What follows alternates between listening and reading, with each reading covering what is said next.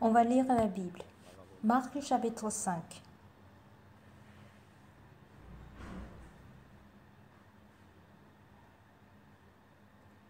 Marc chapitre 5, je vais lire à partir du verset 1.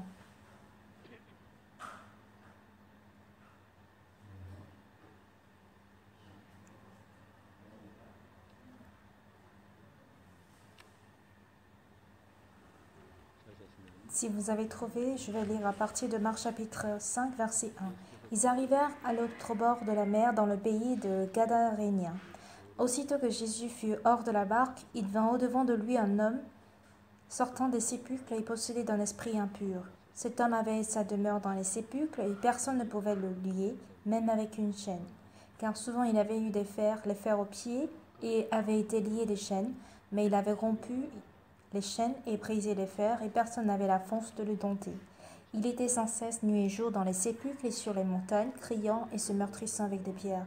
Ayant vu Jésus de loin, il accourut, se prosterna en lui et s'écriait d'une voix forte, « Qu'y a-t-il entre moi et toi, Jésus, Fils du Dieu très haut? Je t'en conjure au nom de Dieu, ne me tourmente pas. » Car Jésus lui dit, « Sors de cet homme, esprit impur. » Et il lui demanda, « Quel est ton nom? » ?»« Légion est mon nom, lui répondit-il, car nous sommes plusieurs. Il le priait instamment de ne pas les envoyer hors du pays. Il y avait là, vers la montagne, un grand troupeau de pourceaux qui paissaient. Et les démons le prièrent, disant, « Envoie-nous dans ces pourceaux, afin que nous entrions en eux. » Il le permit, et les esprits impurs sortirent, entrèrent dans les pourceaux, et le troupeau se précipita des pentes escarpées dans la mer. Il y en avait environ 2000, et ils se noyaient dans la mer. Ceux qui les faisaient paître s'enfuirent et répandirent la nouvelle dans la ville et dans les campagnes. Les gens allèrent voir ce qui était arrivé. Ils vinrent auprès de Jésus et ils virent le démoniaque, celui qui avait eu la légion, assis vêtu et dans son bon sens, et ils furent saisis de frayeur. Ceux qui avaient vu ce qui s'était passé leur racontèrent ce qui était arrivé au démoniaque et au pourceau. Alors ils se mirent à supplier Jésus de quitter leur territoire. Comme il montait dans la barque, celui qui avait été démoniaque lui demanda la permission de rester avec lui. Jésus ne le permit pas, mais lui dit, « Va dans ta maison vers les tiens et raconte-leur tout ce que le Seigneur t'a fait et comment il a eu pitié de toi. » Il s'en alla et se mit à publier dans la Décapole tout ce que Jésus avait fait pour lui. Et tous furent dans l'étonnement. J'ai lu jusqu'au verset 20.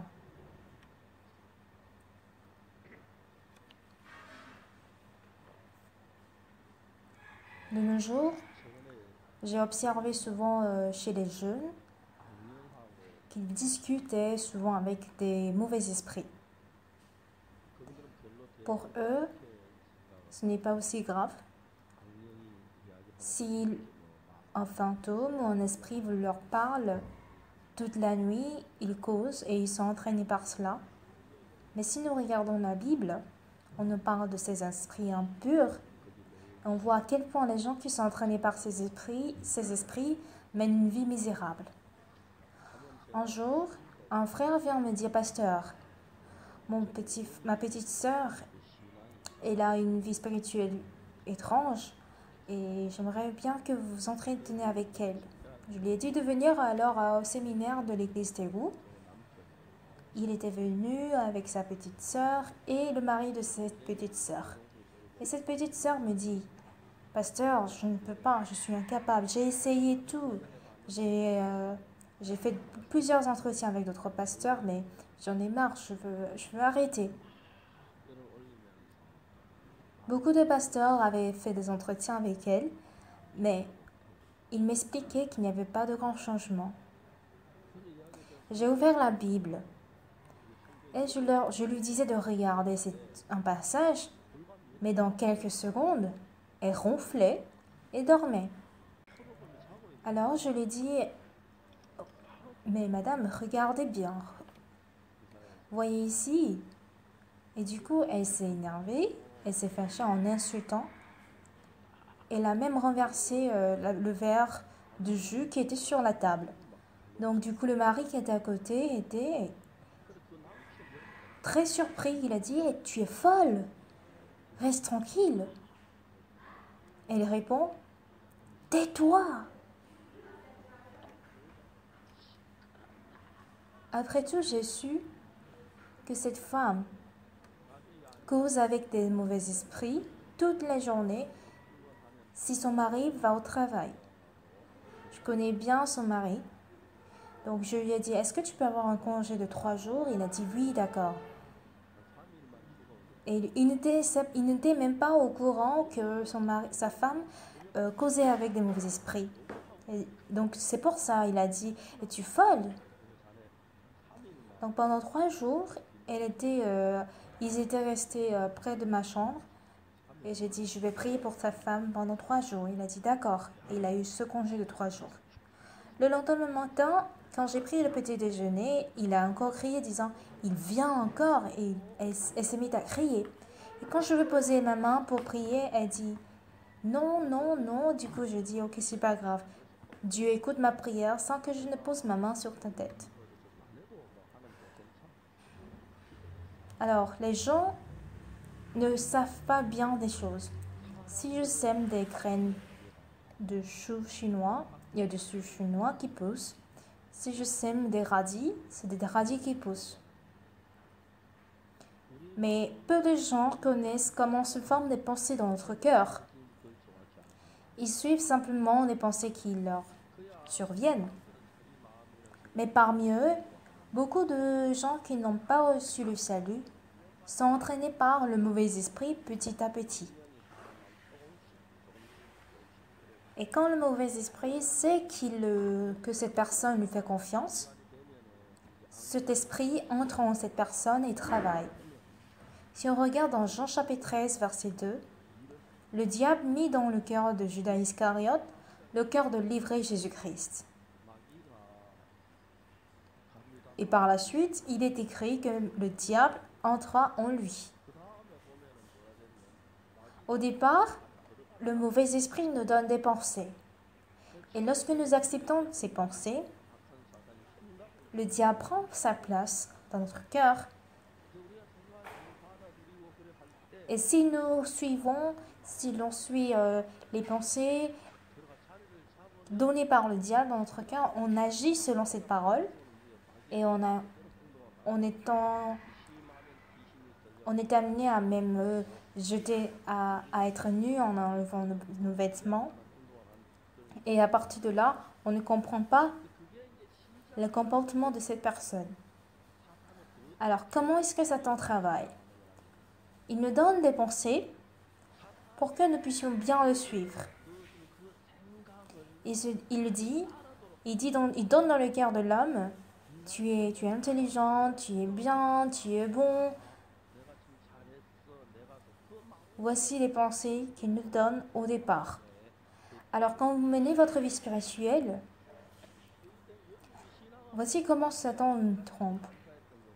Mais heureusement pour moi, j'ai su précisément cette chose quand je recevais le salut.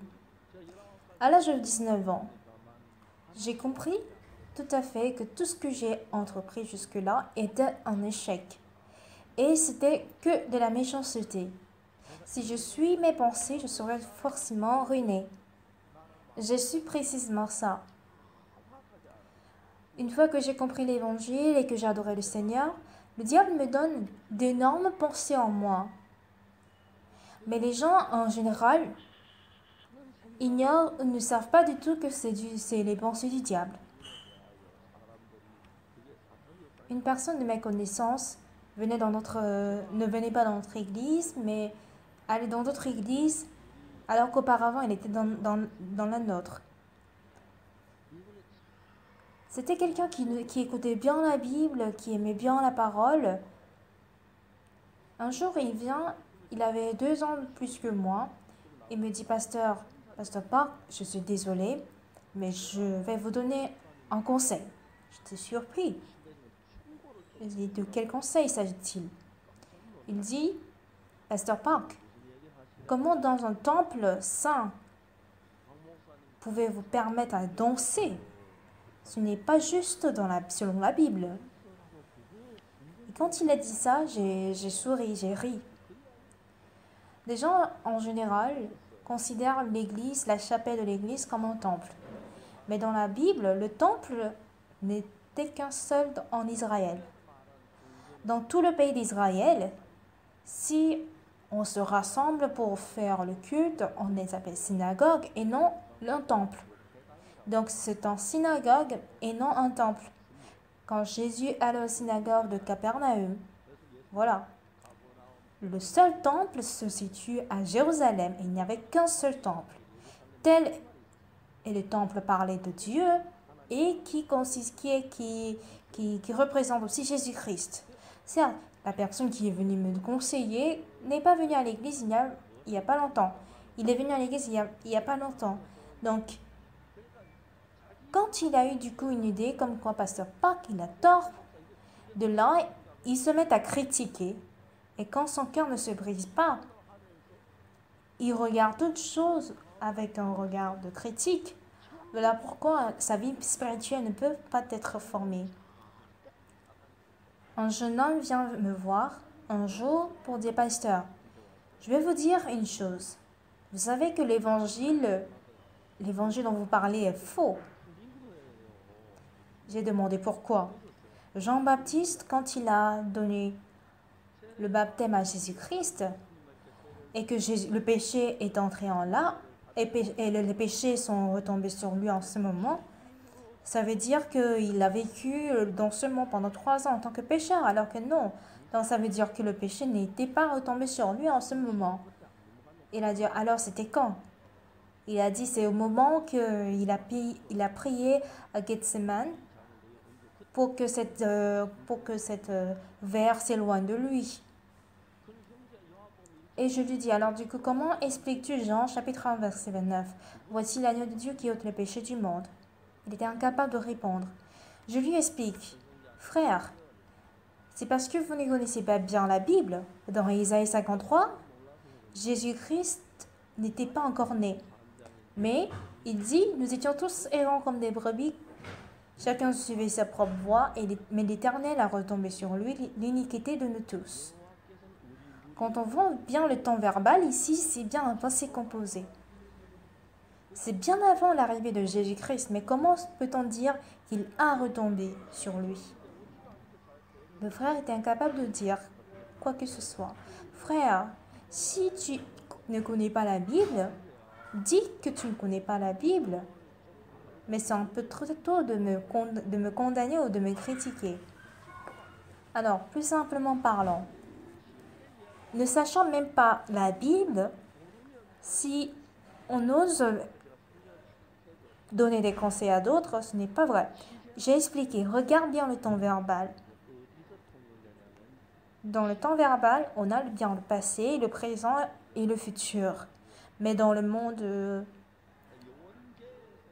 Dieu, c'est un monde éternel. Il n'existe pas de passé, pas de futur. C'est toujours que le présent. Alors pour Dieu, dans le monde de Dieu, où tout est éternel, tous nos péchés ont été retombés sur Jésus-Christ.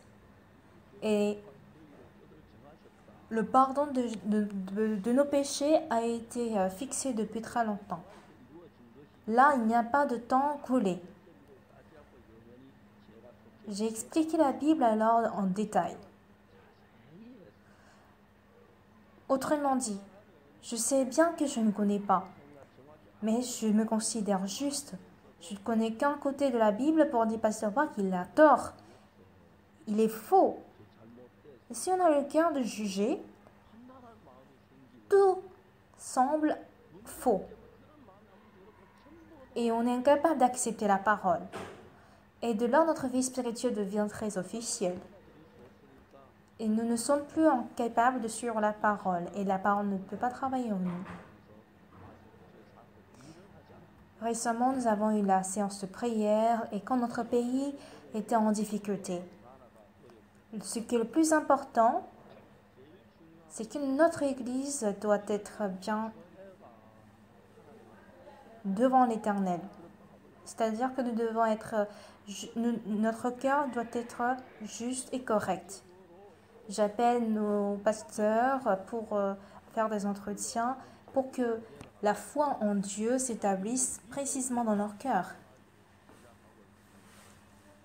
Alors nous demandons aux pasteurs qui commettent des fautes d'avoir la foi. Et beaucoup de nos pasteurs sont en train de changer leur cœur. Si je me réveille le matin depuis l'aube jusqu'à tard de la nuit, j'appelle les pasteurs pour les faire comprendre, pour les expliquer, etc. Autrement dit, quand nous sommes conduits, des gens qui sont faibles spirituellement ignorent ou ne savent pas précisément la conduite du Saint-Esprit de Dieu. C'est pourquoi ils sont incapables de distinguer la parole venant de Dieu et les pensées venant de Satan. Alors, que dit la Bible? On va lire un peu dans Jacques chapitre 3. Jacques chapitre 3, verset 13.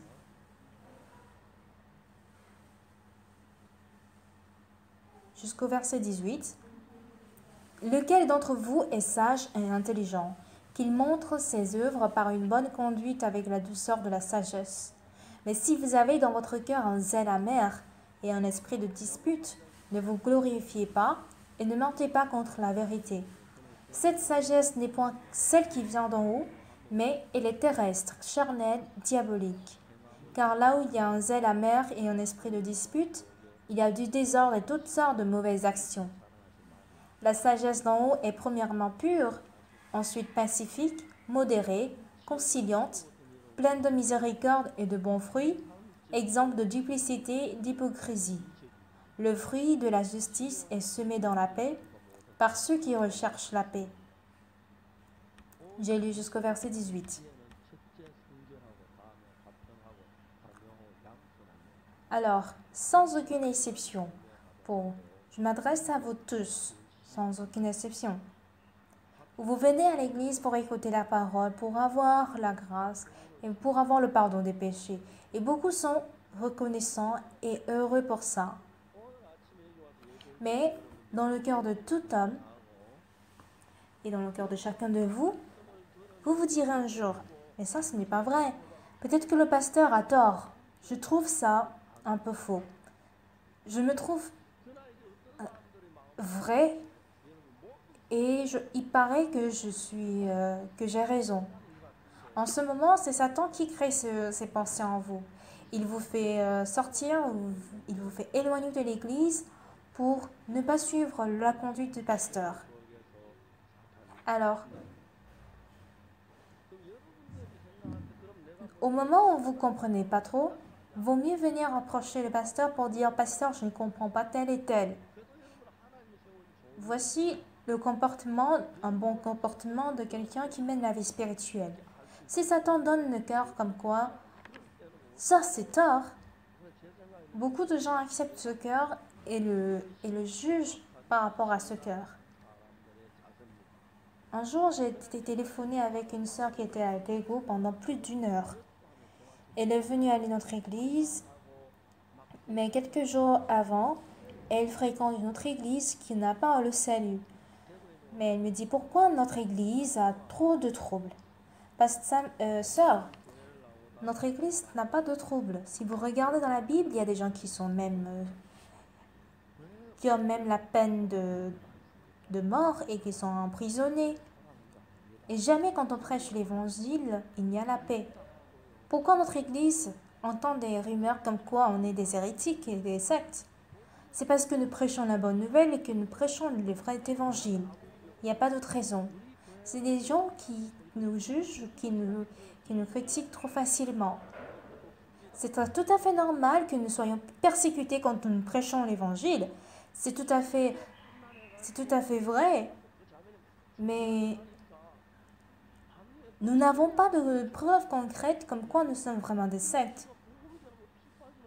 Actuellement, nous dépensons toutes nos finances pour les missions en Afrique. Il y a des pays en Afrique qui mangent 1 fois par jour. Et si vous allez même à Malawi, j'ai même pleuré. Un jour, avec un député qui est venu dans notre événement, je lui avais dit pour la première fois, « Monsieur le député, avez-vous de l'argent ?» Il a dit, « Pourquoi ? Pourquoi ? Mais payez un peu de l'argent, donnez-moi un peu de l'argent. » Il m'a donné $200. J'ai ajouté 200 pour donner à un étudiant $400 pour acheter du pain. Mais dans tout le territoire de Malawi, il n'y avait pas de pain d'un prix de 400 $. Alors, on a acheté des pains de telle dimension pour partager chacun à 3 personnes, un pain pour 3. Et quand les membres de Gracias a réuni des enfants, ils étaient plusieurs à venir. Ils étaient plusieurs. Et quand on partageait, quand je cherchais à partager moi-même, 3 enfants étaient devenus 10, 10 devenaient 20. Et c'était comme des sauvages. J'ai dit, tu as du pain dans ta poche, et ils souriaient. Le fait que, ce qui me faisait mal, c'est qu'il ne mangeait même pas le pain que je lui donnais. Il mettait le pain dans sa poche pour donner à son petit frère ou à sa petite sœur. Et en printemps, j'étais allée en Malawi, je voyais un champ de maïs, mais les maïs étaient tous secs. Ils devraient normalement manger du maïs pour l'année, mais s'ils ne trouvent pas à manger, ils vont tous mourir de faim. J'ai vraiment beaucoup de choses à faire en Afrique, tout en prêchant l'évangile. Notre pays avait du reste du riz et j'ai dit, ne pourrons-nous pas envoyer ça en Malawi parce que les frais d'envoi coûtaient plus cher que les frais de riz, on ne pouvait pas envoyer. En faisant le travail de l'évangile, nous avons vraiment tant de choses à faire. Notre travail de bénévolat médical n'est pas fait tout comme ça. Vous savez bien qu'un des frères de notre chorale a une main fermée. Je lui ai demandé pourquoi. Il me dit, à 3 ans, sa maison a pris feu. Du coup, sa main était brûlée. Sa main est fermée comme ça, ses doigts sont fermés. Et il ne pouvait pas l'ouvrir. Je l'ai amené à l'hôpital universitaire Hanyang pour le faire ouvrir. Le chirurgien esthétique a dit qu'on va essayer, mais le chirurgien orthopédique a dit non. Pourquoi? Parce que même s'il ouvre la main, ses os sont restés 23 ans fermés, qu'ils ne peuvent pas ouvrir les os, qu'il n'y avait pas de voie. Alors notre équipe de bénévolat médical vont en Afrique, dans ces pays, pour faire des traitements. Et parfois, un médecin a fait une opération pendant 2-3 heures. Et après, j'ai vu même l'infirmier qui pleurait. Elle m'a dit, pasteur, j'ai même fumé dans le saint temple de Dieu. Parfois, nous y allons, mais nous sommes incapables d'aider. Par exemple, les enfants sidéens qui ont perdu leurs parents et qui se promènent dans la rue comme des mendiants. Ça fait vraiment dommage. Nous avons plein de choses à faire pour l'évangile. Mais par après, en tant que pasteur, j'ai des choses que je peux pas résoudre. Parce que très facilement, les frères et sœurs de l'Église peuvent me critiquer, peuvent me juger en disant que ceci, c'est ça. Mais en fait, ce n'est pas ça, ce fait qui est méchant et qui est mauvais. Mais une fois que nous mettons à juger les gens, on devient quelqu'un raisonnable et l'Église devient une Église fausse. Donc de là, par la suite, la parole de la Bible ne peut pas s'installer dans notre cœur. Chaque fois que nous écoutons la parole de Dieu, cette parole doit nous donner la reconnaissance, la force de surmonter même des difficultés, des problèmes difficiles, même pour être guéri de la maladie. Mais nous cherchons toujours à travailler selon nos théories. On devient des fidèles officiels à l'Église. Notre cœur très chaud pour l'Évangile, comme autrefois, a disparu. Alors, à cette femme, j'avais dit un jour de sortir. Et quand je dis de sortir, il a dit, je sortirai après-demain. Je dis, qui te dit de sortir après-demain? Je te dis de sortir, mais maintenant. J'ai prié ainsi pour la sœur Et le lendemain, j'étais allée à l'évangélisation et quand je suis revenue, cette femme était toujours assise. Et quand je l'ai vue, j'ai vu que le démon était parti et qu'elle était toute calme. Ça m'a donné vraiment une grande reconnaissance. Vous savez, bien-aimés, vous devez bien garder en tête une chose. Le démon entre dans notre cœur et non seulement le diable travaille.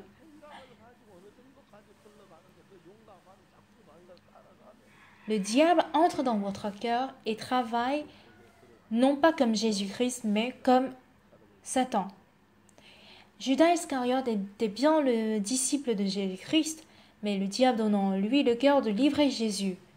Et quand il accepte cette pensée jusqu'au bout, le diable entre en lui. Si nous regardons Jean chapitre 13, verset 2. Jean chapitre 13, verset 2, on va le chercher.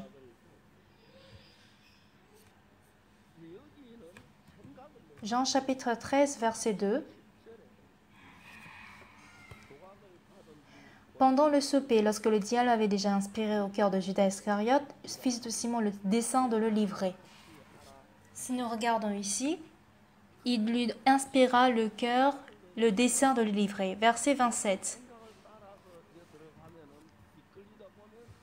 Si on voit le verset 27. Dès que le morceau fut donné, Satan entra dans Judas. Jésus lui dit, ce que tu fais, fais-le promptement. Alors d'abord, c'était le cœur, l'inspiration ou bien le dessein de livrer Jésus. Mais au fur et à mesure, notre cœur s'élève et on ne regarde plus les choses selon la Bible. On se dit, j'ai raison et l'Église a tort. Notre cœur de juger les choses s'élève dans notre cœur. Et quand on n'arrive pas à comprendre cette chose, la plus bonne méthode est de venir au pasteur ou un ancien. Pasteur, j'ai un tel cœur. Si c'est faux, dites-le moi. C'est ce que vous devez faire. Mais beaucoup de gens acceptent ces pensées, mais n'aiment pas parler aux autres. Parce que ça risque de créer des problèmes. Quand on reste tranquille, le problème s'agrandit. Et on permet à Satan de rentrer dans notre cœur. Au verset 27, on permet le diable d'entrer dans notre cœur. On voit bien Satan qui travaille en Judas. Vous êtes entraîné par ce cœur. Et quand vous êtes entraîné, la prochaine étape est d'avoir la méfiance envers les fidèles de l'Église, les gens de l'Église, et avoir des pensées négatives. C'est pour ça, parmi les gens qui ont reçu même le salut dans notre Église, beaucoup de gens étaient sauvés et ils étaient bien heureux. Mais beaucoup de ces gens suivent leurs pensées et cherchent à tout prix de quitter l'Église, etc.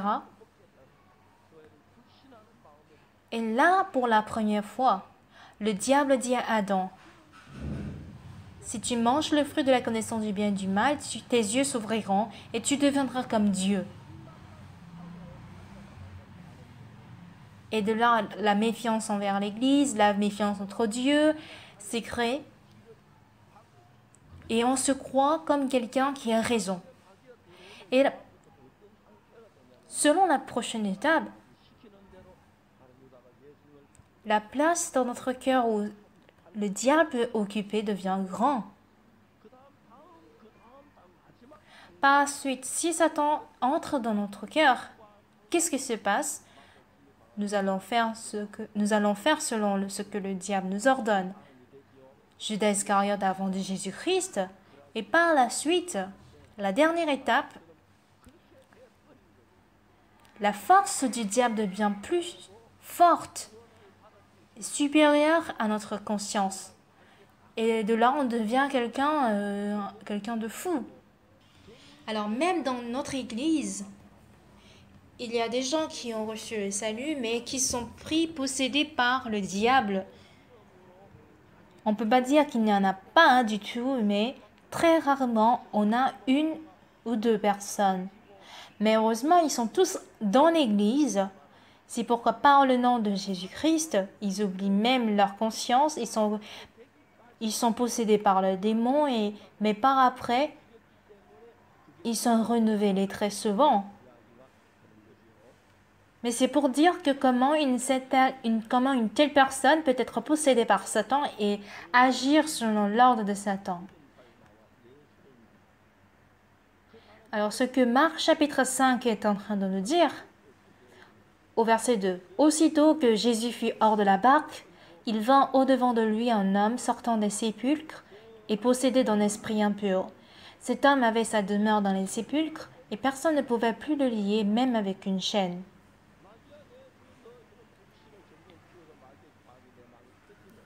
Personne ne pouvait plus le lier.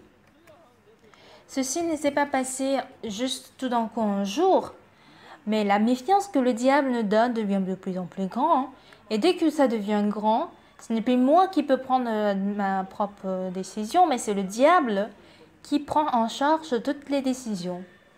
Une fois que nous sommes entraînés par le diable, on sait très bien que se promener tout nu, c'est honteux.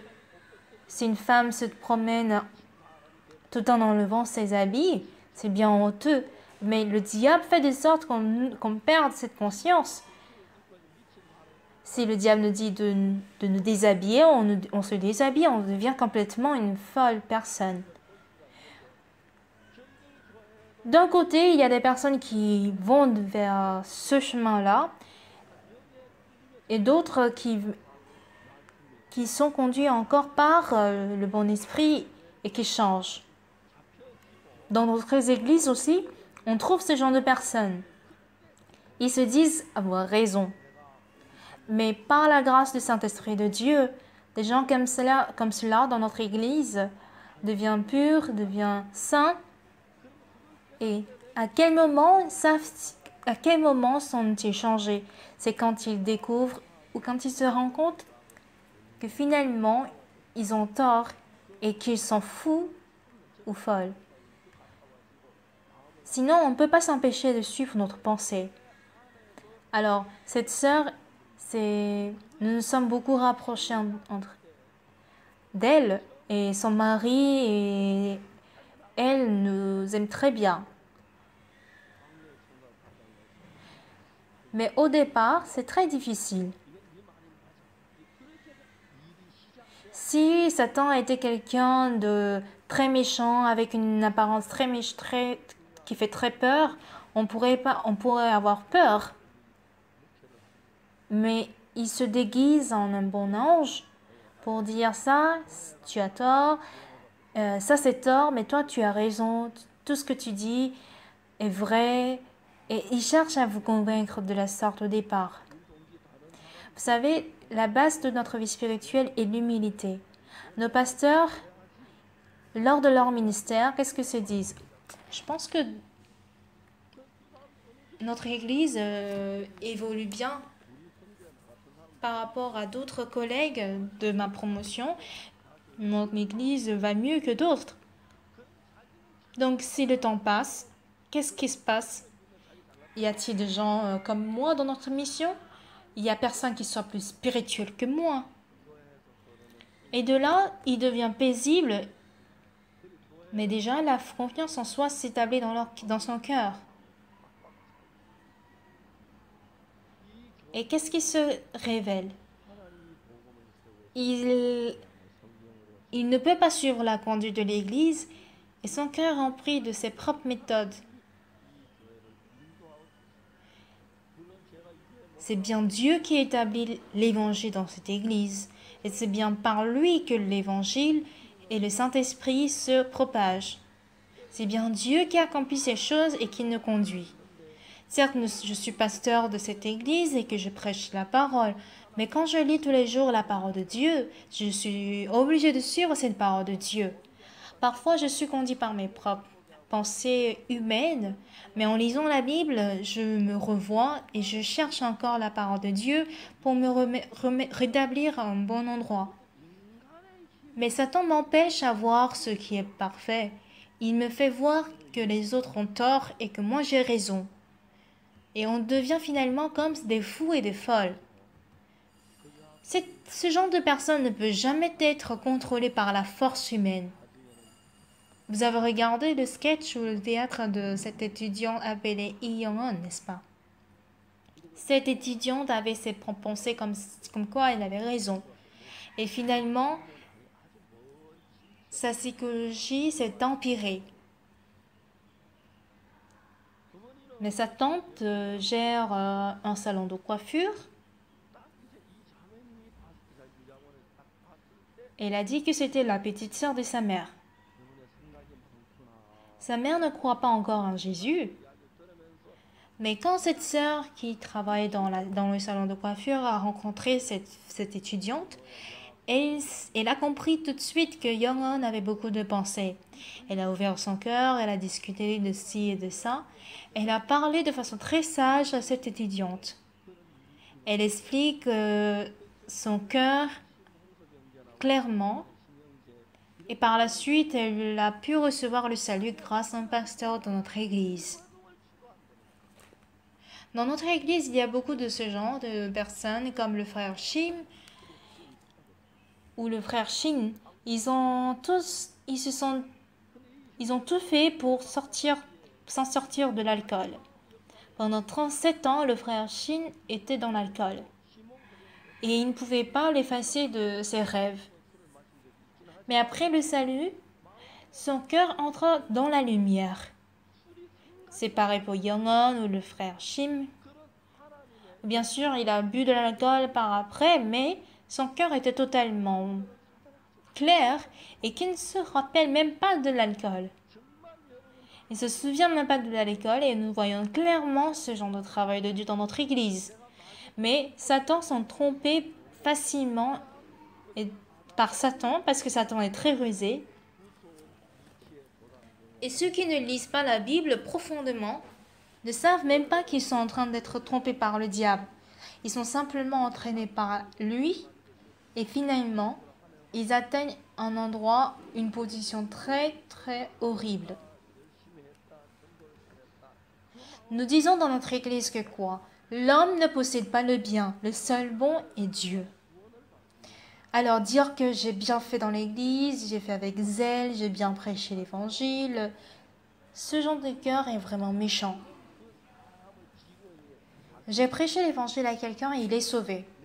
Mais bien aimé, si nous considérons des choses de façon plus concrète, celui qui détient le salut de cette personne, c'est bien le diable, mais est-ce que je peux gagner le diable? Quand, avec le pouvoir de Dieu, Moïse se tenait devant le roi Pharaon, le roi Pharaon finit par laisser partir son peuple, n'est-ce pas? Mais on voit clairement que Pharaon n'a pas accepté facilement à ce que ce peuple parte, malgré même les plaies. Alors,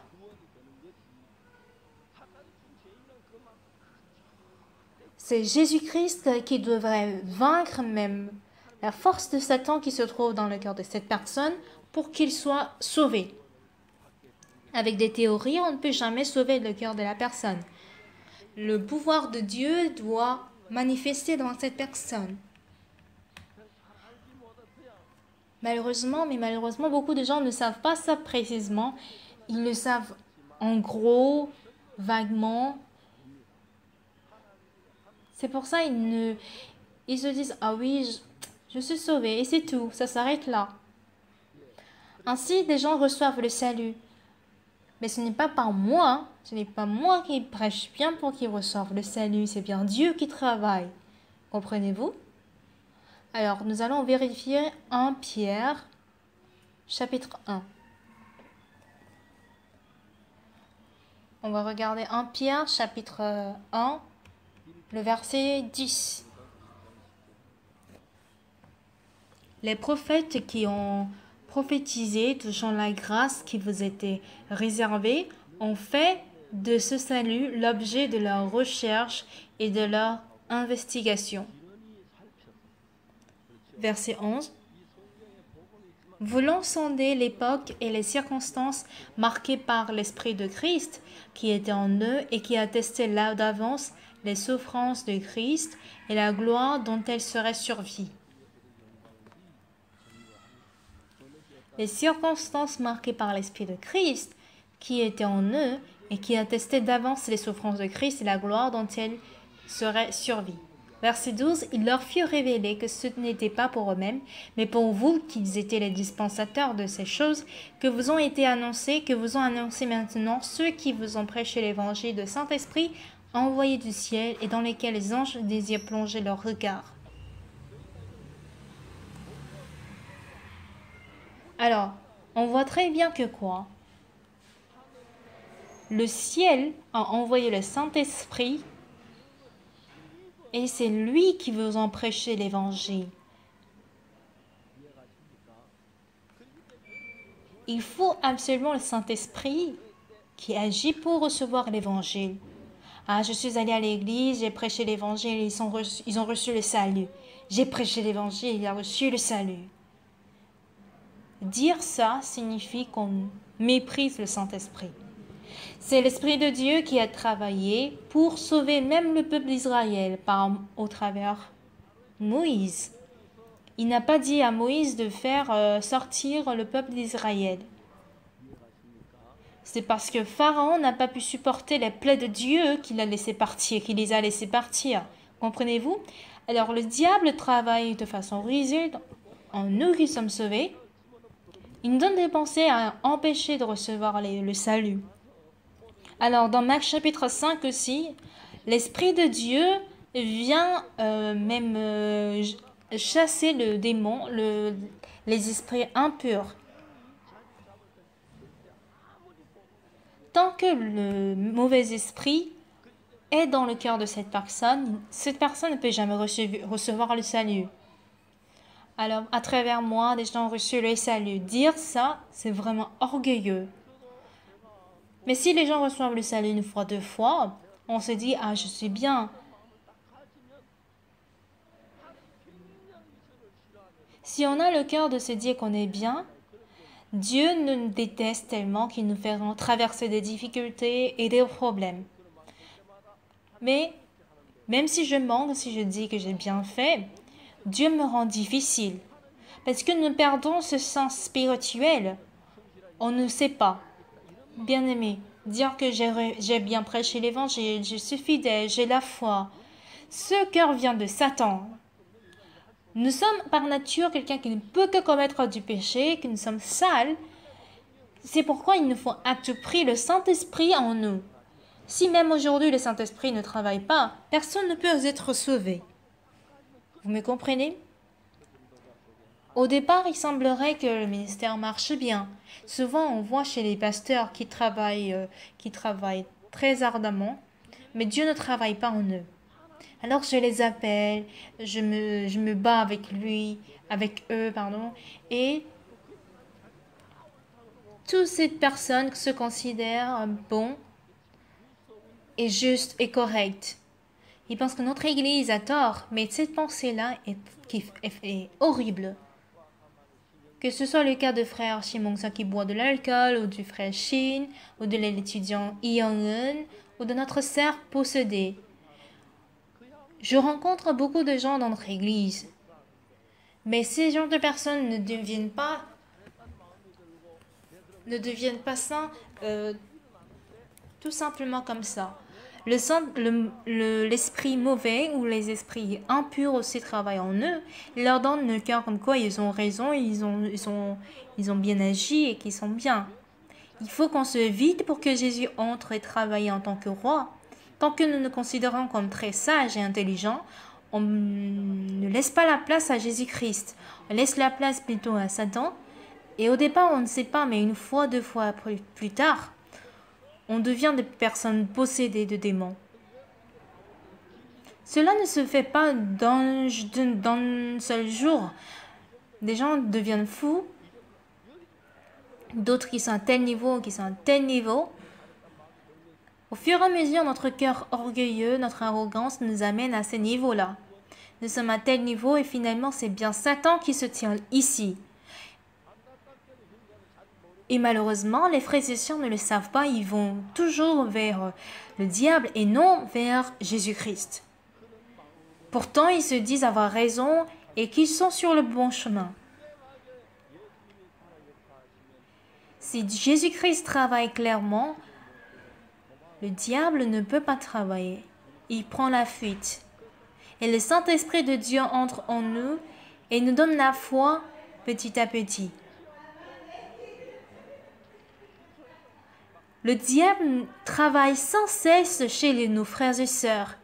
Au départ, il nous donne de bon cœur. Tu as bien fait, tu as la foi, tu as bien prêché l'évangile, etc.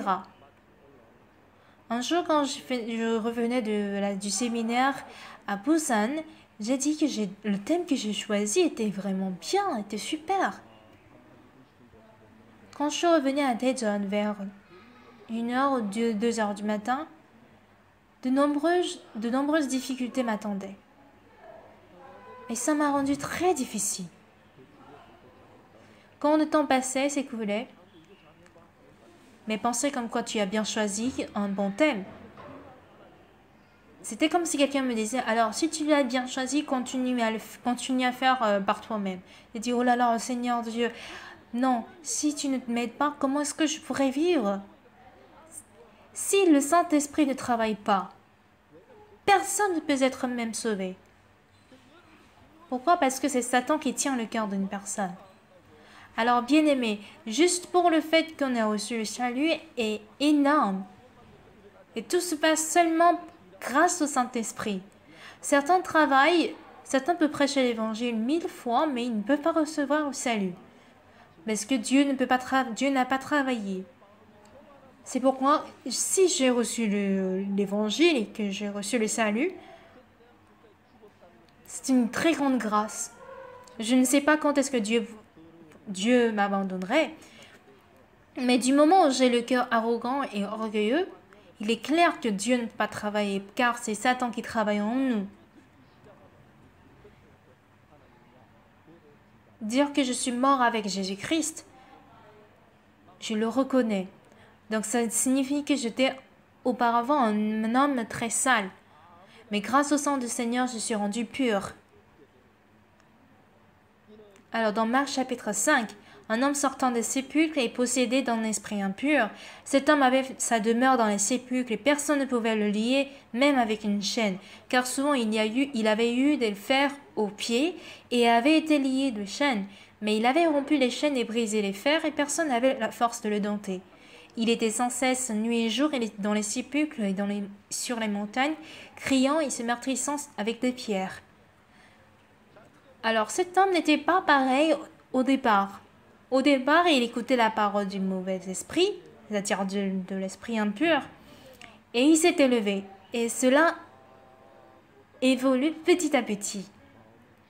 Il devient quelqu'un de très fou sans qu'il ne sache. Donc nous devons être vraiment humbles, car sans la grâce de Dieu, nous ne sommes rien. Si le bien s'accomplit par nous, c'est grâce au Saint-Esprit. Si je peux prêcher l'évangile, c'est parce que Dieu avait la volonté de sauver cette personne. C'est grâce au Saint-Esprit qui a brisé le travail de Satan qu'il peut être dépossédé. Sinon, nous-mêmes n'avons pas la force de déposséder quelqu'un. Au départ, le démon a même crié au Seigneur, qu'y a-t-il entre toi et moi? Et finalement, ce démon a quitté. Et quand il a quitté, qu'est-ce qu'il devient? Il devient très calme. Au verset 13, il le leur permit, et les esprits impurs sortirent, entrèrent dans les pourceaux, et le troupeau se précipita des pentes escarpées dans la mer. Il y en avait environ 2000 et ils se noyaient dans la mer. Ensuite, ceux qui les faisaient paître s'enfuirent et répandirent la nouvelle dans la ville et dans les campagnes.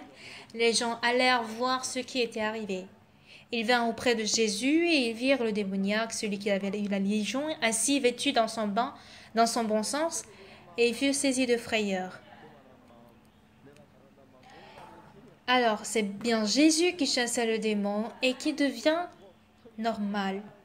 Alors, si nous acceptons les pensées de Satan au départ, que nous sommes bien, nous sommes intelligents, nous sommes fidèles, Satan agrandit cet territoire de pensée en nous pour nous contrôler et nous devenons de plus en plus bizarres. Alors, lors de la réunion de nos pasteurs à Chonan, quelqu'un m'a parlé d'une chose étrange. Mais je ne savais pas ça au départ. Je n'ai jamais parlé avec lui et on n'a jamais fait des entretiens. Mais quand j'ai causé avec lui, c'était étonnant. Il me disait que il avait... Quand il m'a parlé, je lui avais dit, frère, je pense que tu as un démon en toi. J'ai appelé son mari. J'ai appelé sa femme, pardon. Sœur, avez-vous ressenti que ce frère était possédé? Il a dit non, pas du tout. Je pense qu'il y a un démon en lui. Tu sais, tu risques de devenir fou. Mais tu peux me suivre? Est-ce que tu peux me faire confiance? Si tu me crois ou si tu crois en ma parole, c'est très facile de sortir de ce démon. Si tu penses avoir raison et que j'ai tort, tu n'as pas d'autre moyen. Et ce frère a dit, pasteur, d'accord, pasteur, je te fais confiance. Alors je lui ai expliqué pour ci, c'est ça, pour ça, c'est ça. J'ai prié, il est devenu pur. Et je vois très bien clairement comment Dieu il travaille pour servir le Seigneur Dieu. Les gens qui ont reçu le salut, leur vie est très compliquée. Ils doivent avoir la maison, ils doivent avoir des vêtements, de la voiture et des aliments à manger. Vous acceptez toutes choses qui soient compliquées dans notre vie réelle, mais vous comptez considérer les choses spirituelles simples, alors que le monde du cœur est plus compliqué que la vie réelle. Bien-aimés, si vous devenez tous un avec le Seigneur, vous pouvez contrer toutes les malédictions dans votre vie. Actuellement, la sœur Choi Soo-yeon est en Afrique avec sa mère. Elle témoigne comment elle a été guérie de la maladie. Et beaucoup de gens en Afrique ont changé leur cœur. Ils rendent gloire au Seigneur pour remercier le Seigneur qui a travaillé. Et je me dis que c'était bien fait. Bien aimé, je ne sais pas le cas de tout le monde. Mais jamais, je peux dire que tout le monde plutôt a une fois pensé qu'il a raison. On se croit avoir raison que les autres, au moins une fois dans la vie. Mais le diable nous conduit au fur et à mesure vers ce côté-là. Et si on suit jusqu'au bout, ça devient dangereux.